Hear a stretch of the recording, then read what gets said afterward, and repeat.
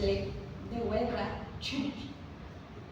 There was a clear sky, and the aeroplane was heading toward mountain ranges, causing a severe and sudden turbulence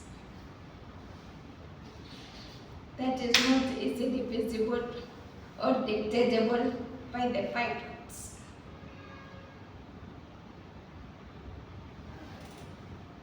The aeroplane moves from side to side,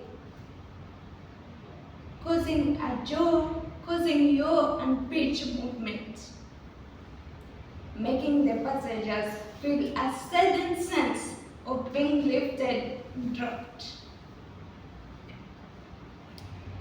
Ladies and gentlemen, please fasten your seat belt and read the instructions beside you on how to use a parachute in case of an emergency. Please stay calm. It is just a sudden weather change, but our pilots are trying their best to get out of it, and we land our destination safely, said the air hostess in the plane. Cries, screaming, and prayers were all over in the plane. An old man passenger who was asthmatic passed out during that time, and a response team came to his rescue immediately. Amazingly, in the plane, there was a 10-year-old handsome boy seated quietly reading a storybook despite the challenges and the worst experiences he saw. After a successful landing of the aeroplane, the man seated next to the brave boy approached him and asked,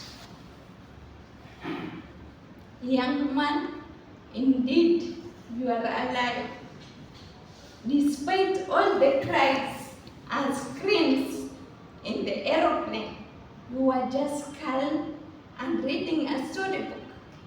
Were you not afraid at that time?" The young boy looked at the man and smiled broadly. Then he told him, "My father was the pilot in the cockpit. I strongly believed in him.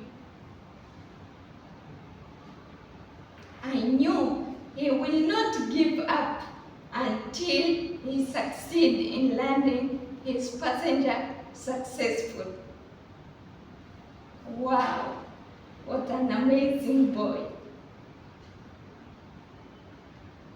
By show of hands, how many of you here have this kind of belief towards their father?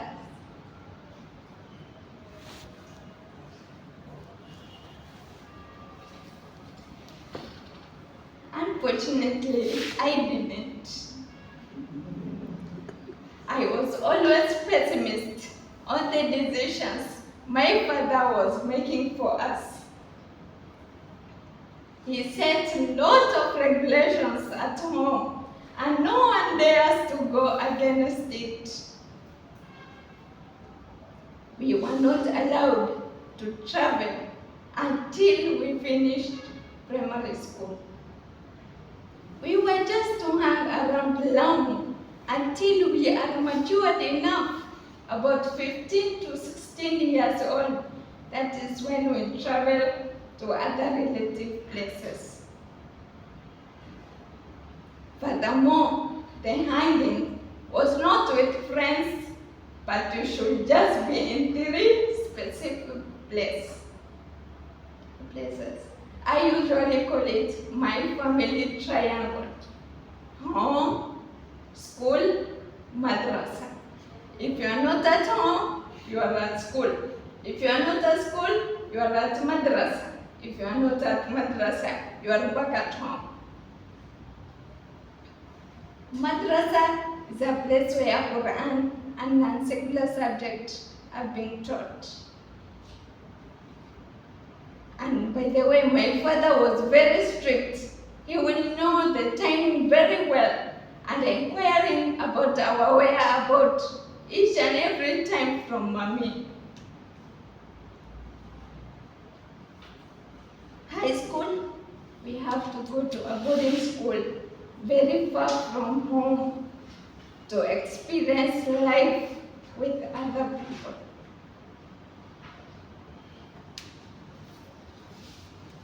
I thought my father don't love us at all, but when in university, staying alone, no restrictions, no one reprimanding you, budgeting everything for yourself, that is when I realized the importance of a strict parent who might have gone beyond and make tough decisions just to mold us into the upright person we are today.